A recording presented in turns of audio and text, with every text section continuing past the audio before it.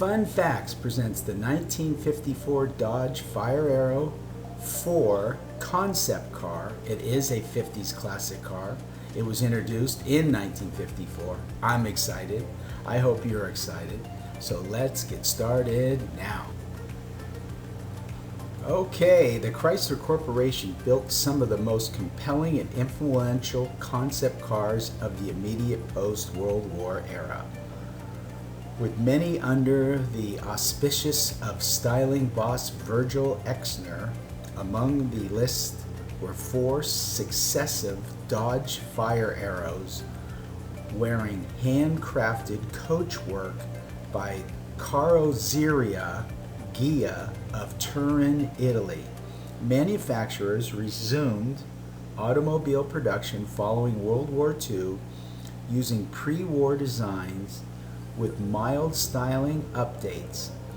By the late 1940s and early 50s, new designs were emerging with modern styling and many inspired World War aircraft designs and an ongoing space race. Designers began building concepts and idea cars in greater numbers as a method of testing new ideas, feasibility, and gauging public interest. The dazzling concepts penned by Exner were among the most dramatic, elegant, and daring, influencing his forward-look designs that emerged in the mid-1950s. Chrysler had built the automotive industry's first wind tunnel and would create some truly advanced streamlined bodies during the 1930s, including the Newport Parade Phantom and the Thunderbolt. Though the science of aerodynamics was sound, the timing of the introduction of the cars was not. The country was still gripped by the Depression. Buyers would not go for the futuristic, but the practical. World War II's use of aerodynamics and aviation accelerated the appeal, but the automotive industry remained staunchly conservative.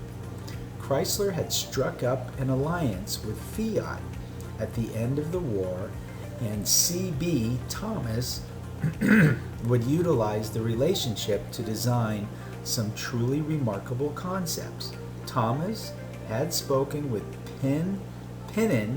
Farina, and it was concluded that Farina and Ghia would be employed to build a custom 1950 Plymouth. Mario Boano at Ghia believed it could be made better. Therefore, Ghia would be hired to build some classic concepts for Chrysler. Desperate to change its image, Chrysler retained the services of designer Virgil Exner to define a completely new and modern design directly for the company. Among the concepts that followed were the SS, the opulent Chrysler D Elegance, and the Adventurer. Although intriguing designs, these concepts would remain mostly one-off historical pieces.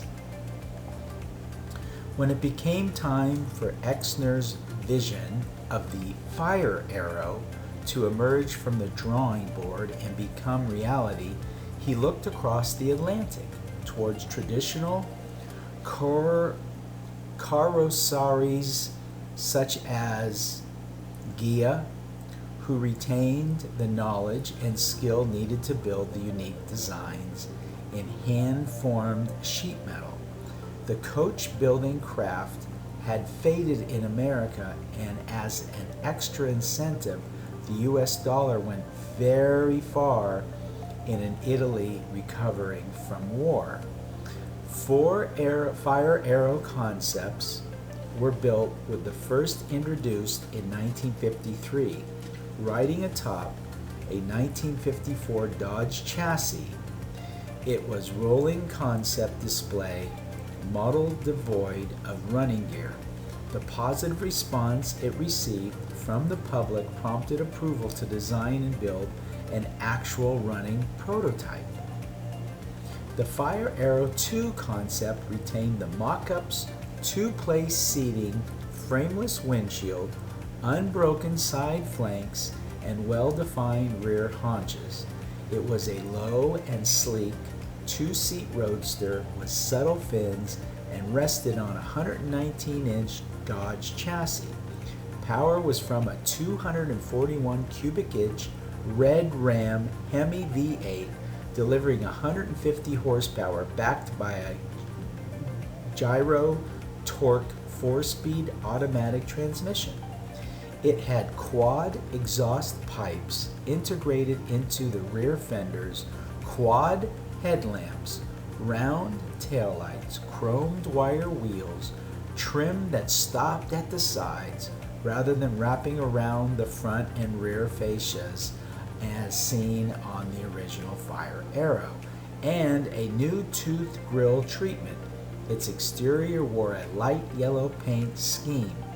The Firearrow II had many design cues that hinted at its Italian origins, yet embodied Exner's original design principles for a clean, horizontally driven design with a tasteful amount of chrome trim and ornamentation.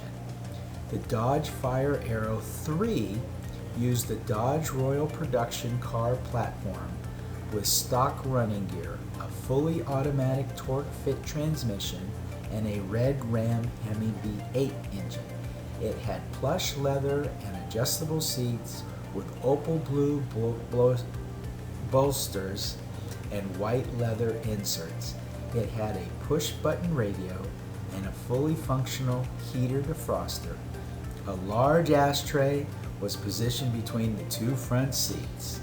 The Chrysler Corporation used the Firearrow III at the opening of the company's new Chelsea Proving Grounds in June of 1954, where it was driven by Betty Skelton on a brand new banked oval, setting a new world record, a woman on a closed course at 143 miles per hour.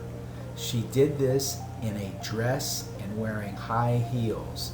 After the test runs, the car was put on the show circuit and eventually became the basis for the Firearrow IV. The Firearrow IV had exterior doors, the Firearrow IV had exterior door handles and a folding convertible top, which were later utilized by Chrysler's various brands. The third and fourth Firearrows were a coupe and a 4-seat production-ready convertible prototype. None of the four concepts came to production, although the last of Exner's Firearrow series attracted the attention of wealthy car enthusiast Eugene Casserole, who purchased the production rights to design and team with engineer Paul Fargo to create a practical road car, and the result was the hugely successful and exotic dual Ghia built between 1956 and 1958.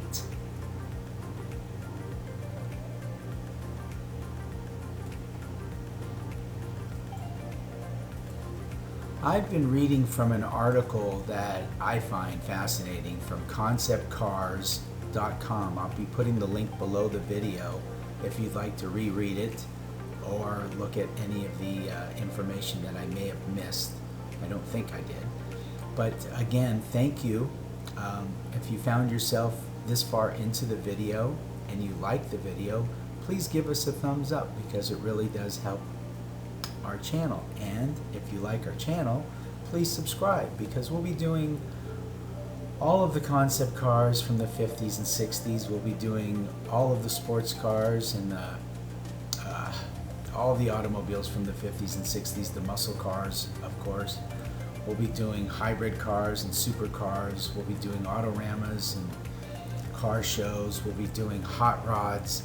We'll be doing a little bit of everything for everybody. And we hope to see you when we upload our next video. And thank you for taking the time out of your day. And always, always, always take good care.